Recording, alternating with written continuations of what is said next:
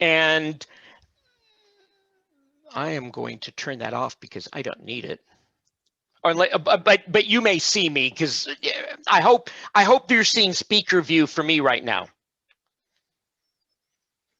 because that's what you should be seeing. Okay, and like I said, the first thing that we're going to take a look at, and I went off to railroadpictures.net and pulled up a car that I have that I was going to look at, and this is it. And this is this 70th anniversary model railroader, the 70th anniversary model railroader, Wisconsin and Southern boxcar. And sadly, and I found pictures of this not only with all the graffiti on them, but also with far more weathering. And I like the car a lot. I have the car, and it's what we're going to look at now. But I sat, and I like the prototype world, but I didn't want to obliterate the model railroader 70th anniversary paint scheme on the side of this car by graffitiing the daylights out of it. So I decided, no, that's my prerogative. But I've got the car here. I've added the safety striping to it. And we're going to start with working our way down. Now, I don't know how well it shows up, but I did actually paint the wheel sets on here. This is the actual target that I painted for myself on here. But the truck side frames, I have not yet weathered. And in working with pan pastels last time, and here's the pan pastels. These are the actual materials themselves, and various applicators like micro brushes. And I'm going to pull a new one of these out. New one of these Oops, there it goes. Come back here, micro brush. Starting with micro brushes, and it's nice because these Tamiya panel line accent material, these panel line accents are really nice. And I also discovered that I like these AK Interactive materials. This one is fuel stains. It's kind of a dark, yucky gray. And the fresh mud is what I used on my wheel sets. And I discovered when working with truck side frames, and I'm going to start with my truck side frames because they can dry while I'm working. Come on, open, please. Okay, don't open.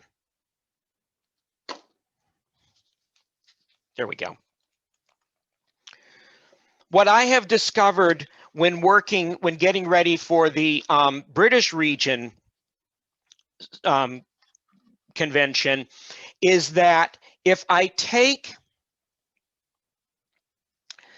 a wash material and apply it to the truck side frame, and then take a light color of pan pastel material on a very yucky pad, I can blend the two together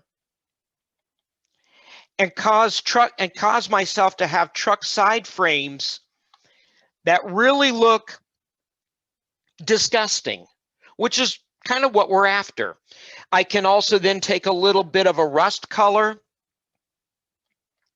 and add it in here, and I end up with a truck side frame that is both grimy and rusty all at the same time. And if I've overdone it by a little bit, since it's on a wet surface, I can just take a little bit of a corner of a paper towel, kind of blot it off, and I end up then with yucky looking truck side frames, if you can see that. And I can continue that process just by roughly applying. I mean, it does not have to be neat at all. I'm using this fresh mud color. Turn the car over, do a little bit of this fresh mud over on this truck side frame, and a little bit more on this truck side frame. I just have to build up a layer of it and then pull up a little bit more of this kind of lighter color and slop it on, and do the same thing to this one. Turn the car back over and go back to this end and do the same thing down here, and then go after a little bit of rust.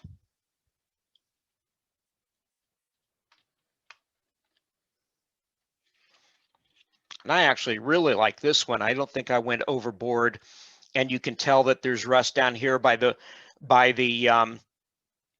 journal boxes, the roller bearings, and down here around the springs.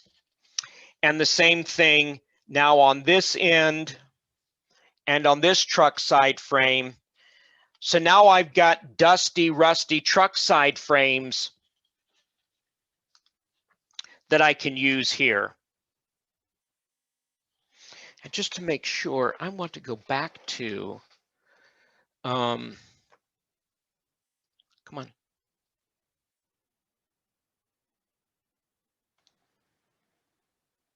Yep, there we go. I just want to make sure that I can see that what I'm doing.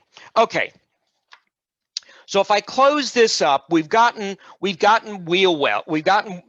sets and trucks. So we've gotten that part of the car, and that's where I tend to start when I'm weathering. I start on the wheel sets and the truck side frames. Then we can start on the roof. Okay, so this is a galvanized roof, and galvanized roofs rust.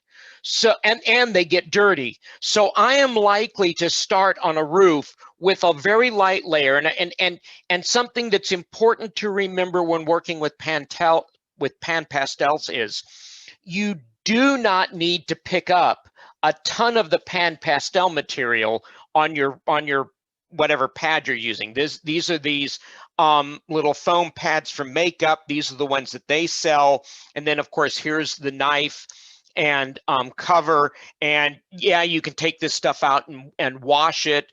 I tend not to do it very often, as you can see from this. It's really kind of gunky looking. But what I would do now is start on the roof with this, and I'm just a very little bit of the rust material. I'm going to start at one end of the car and work my way down across from one end of the car to the other. Turn the car back around, dab a little bit more onto my little sponge here, and work my way from one end to the other. And I have now put a light layer of rust across the entire top of the car. Now, rust comes in different textures, in different colors, in different layers. So I've now picked up a little bit of a darker red rust, and I'm going to randomly apply that to the roof of the car, applying a little bit more rust. And I think I like this side of it a little bit more than I like this side of it. So I'm going to go back in and apply a little bit more to this half of the roof, rusting out that half of the roof. Then I'm going to take a different sponge, pick up a little bit of black, and lightly blacken some of this out, leaving a little bit of a layer of this on here. And then get something very wide to blend those together, because to me that black looked a little bit severe. But blending the black into the roof fades that out, and I now have a rusty, blackened, dirty roof.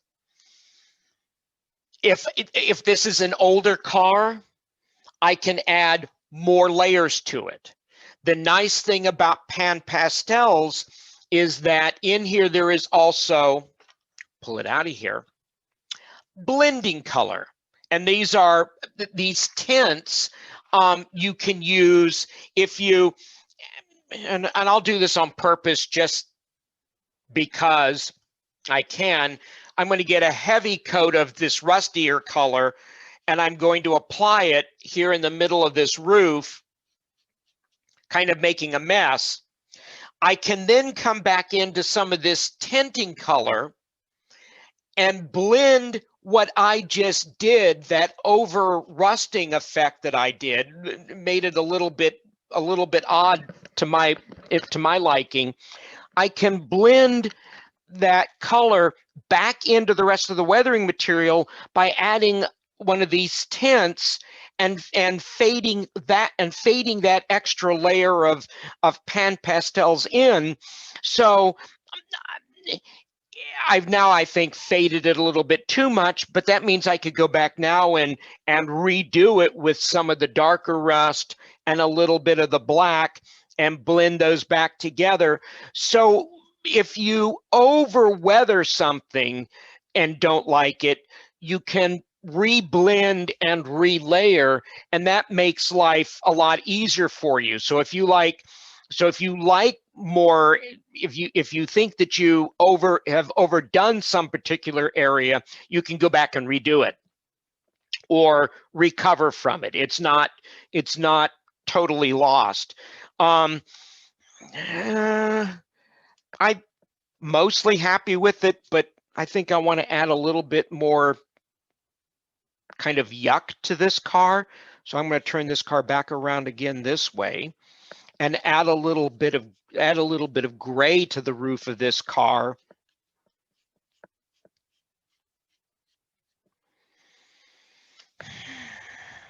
And then maybe a little bit more rust. But please, I hope you notice that I'm not doing lots at a time. Like the PowerPoint presentation says, weathering in the real world is a gradual process. And if you really go too far overboard, you really have to start all over again. Yes, I can add a tint or a blend from the Pan Pastels line, but I believe I'm going to quit here on this roof. I'm not sure. I like the roof here, and I think this is reasonable, and I'm just going to abandon my roof where I am right now. Okay. Now, like it says, I am going to start working my way down from the top. And the first thing that's going to have happened to this car is the rust that's forming on the roof of this car, because the galvanized roof rusts. That rust is going to start to work its way down the sides before anything else. On the painted car, that roof that we saw earlier, what we saw running down the side was A, some rust, but B, also debris from paint from whatever it is that was the roof of that car. This is all going to be rust. So I'm going to take a darker color, the darker rust color that I started with already.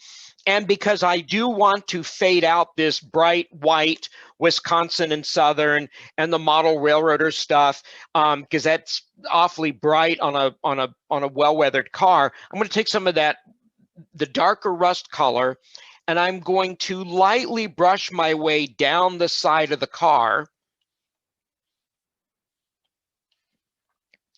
like that. I think I ran out, so I'm going to add a little bit more here, which leaves me, I missed a streak,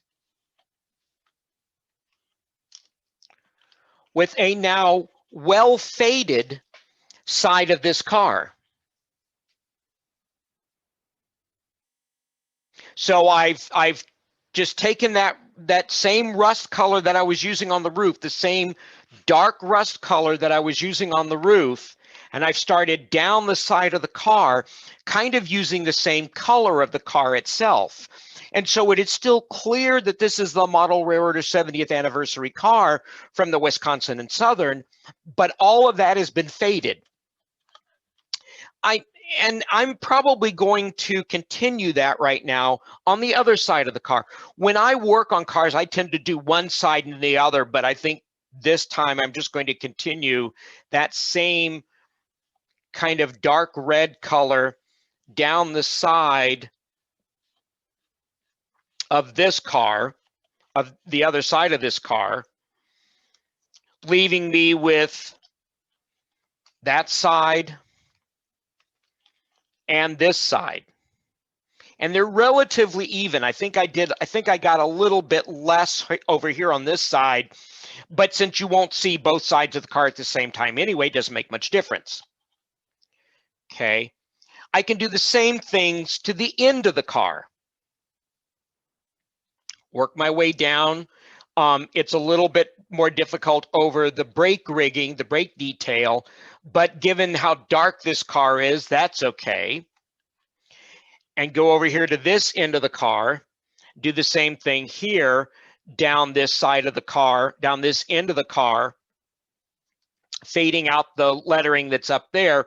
The reporting marks are still visible so that this car will be suitable to work in an operating session on my railroad when that ever happens again. But I've now rusted out this, I've now gunked up and kind of rusted out this car. I am now inclined, I think, on this car to do something that I'm going to try to simulate on the next car, and that's going to be to pick out the lower portion of the car where dust and dirt have been kicked up as it's run down the rails. So I'm going to take a lighter, dustier color, maybe get rid of a little bit of it, and work my way from the bottom of the car. And in reality, I should probably be brushing up instead of down, because that's where that would get picked up from. So I can start down here and pick my way up the side of the car and leave the lower side of the car well dusted out. Come over here to the end of the car and do the same thing. Do the same thing to this end of the car, picking up the ends of the car, which highlights those. And then do the same thing over here to this side and work my way up the side where the dust is picking up. And I saw that effect on a different car when I was getting ready for this clinic, and I'm going to try to simulate the effect that I saw on that car when I do that car. But I almost think, as it stands right now, I can quit on this car and I'd be happy to stick that on my railroad. And it took me 10 minutes to run this, to do this car, something like that, maybe 15 minutes. And that's pull it a little bit further because I think I moved my target. That's this car in 15 minutes or so with its weather truck side frames. I painted the wheels the other day. That didn't get included in here. And then I've toned down the colors of the paint here, all of this white lettering by running rust streaks down the side. I'm simulating something that I saw on a different car, and I thought I would try it here. I don't know if I really like it or not. I can tone that down. Did the same thing over here. I think I'm happier with the lower level dust on this side more than I am on this side. If I want to address that, I could always get a little bit more of the red, the darker red over here, and rebrush down here lightly and really tone down that light color by adding more layers. That's the really nice thing about this. Airbrushing, you can build up layers. This, you can build up layers, and you don't need an airbrush to build up layers with this. And I like being able to add the layers like this.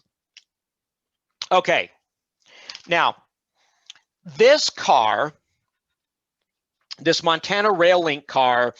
And I found pictures of cars like this, not this exact car number, but I found pictures of cars like this on the on railroadpictures.net.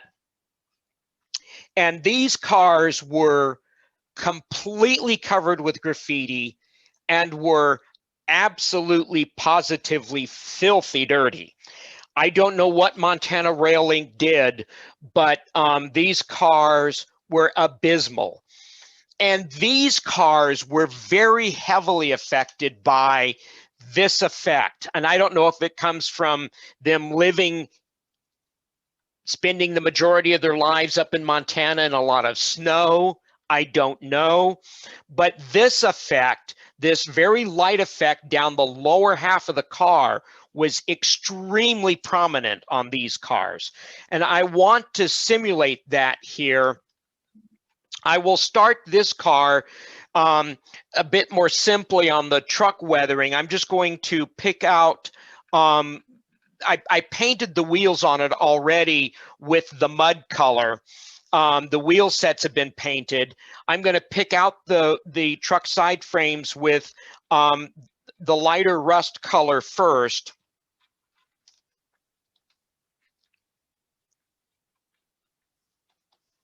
Just because I know that they need it and I can do it. And then I'm going to add kind of a dirt color to them because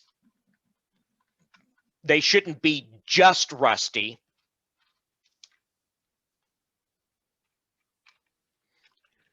So I can tone that down. And then I'll start in on the roof, but I think instead of rusting this roof to begin with, I'm going to start with making the roof just dirty. So I'm going to start with kind of this gray-green color. They call it raw umber, okay? So I'm going to start with this raw umber color and tone down how bright this roof is, even with a layer of flat finish on it. This is a very bright, shiny roof. So if I take this raw umber and tone down the roof, that makes it far less shiny. And then I can pick out some rust from here and work on rusting out the galvanized roof on top of all of the grime.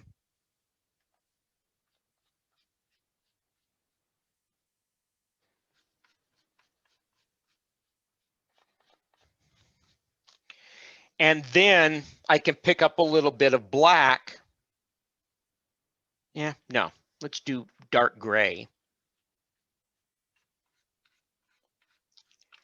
And tone down the rust by adding gray.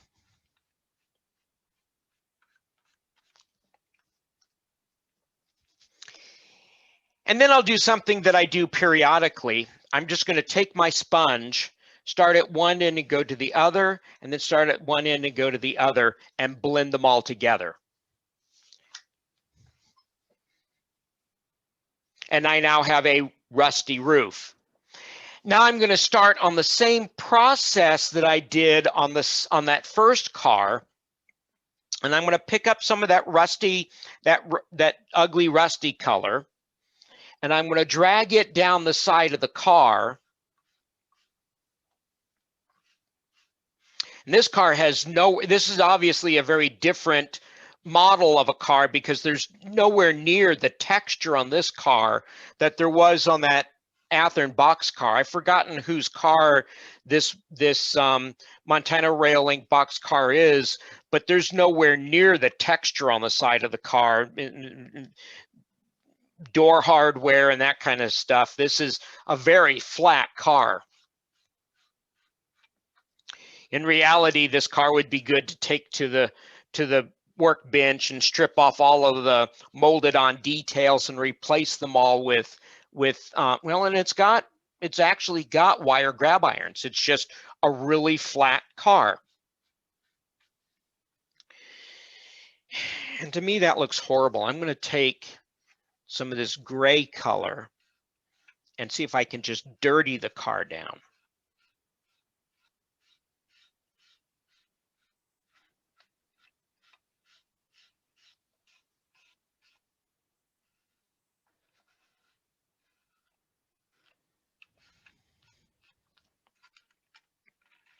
Turn this car back over, take up some more of this gray color.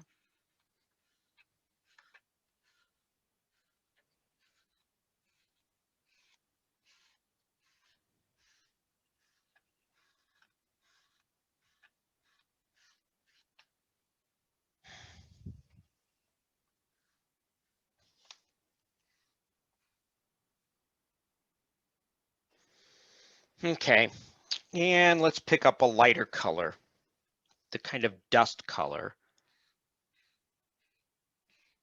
and highlight all of these ridges on the car. That helps, I think. Highlight all of these ribs on this car and the door ribs. Pick up a little bit more and get these door ribs.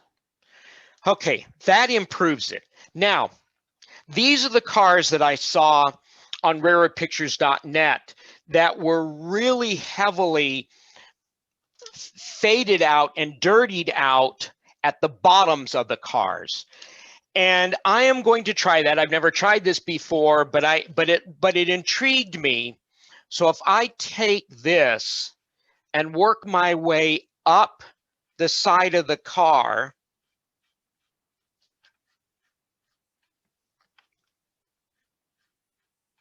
and then turn around because of the effects of gravity and work my way back down the side of the car. This is kind of what I saw on those railroad picture archives, where the bottoms of the cars were filthy lighter color. Like I said, I have no clue why that part escapes me, but this is what I saw. They were covered with graffiti from one end to the other, and the bottom halves of the cars were just filthy. I have no explanation for it, but that's sort of the effect that the cars look like. I think I got it a little bit high up here on this end, and I can tone that down fairly easily by picking up something like black and fading them together, and that's better. I could probably do a little bit of that here and maybe a little bit of that here, but I end up with this. Maybe do a little bit of that here too. But that's what I end up with, our filthy lower half of the side of the car. And I will pick up with that over on this side of the car. Pick up some of this lighter color. Maybe not go quite so overboard with it. Work my way up first. I know that's a violation of gravity, but that's what it looks like that's what it looked like on these cars on the railroadpictures.net pictures. And then turn around and take the effect of gravity and work my way down.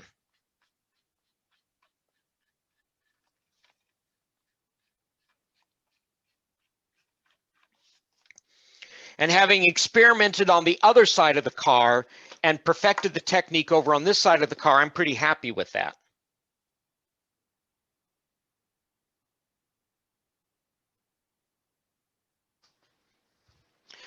So now I can pick this up and complete the end of the car. I have not touched it yet. I'll first rust down the side of the car because I did that initially. Turn around this end of the car, rust down the side of the car. Then I'm going to pick up something a little bit dark. No, it was the gray. Pick up a little bit of the gray color and work the gray color in to the end of the car at this end and at this end. And then a little bit of the light color down, just a little bit. It picks up the ends of the ribs on the ends of the car.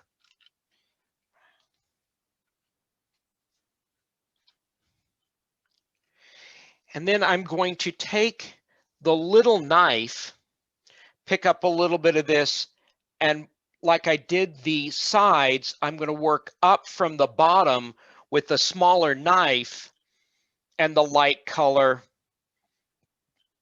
and try to simulate what I did on the side of the car with the end of the car, bearing in mind that there's a lot less surface area to work from.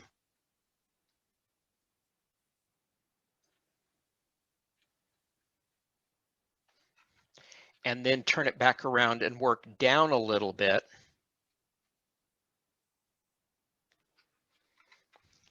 And the same thing down here. Leaving myself with too much on this end, on this side. Let me address that, add a little bit more red to it. But I think a good representation of what I saw in the photographs on that side of the car. Questions so far?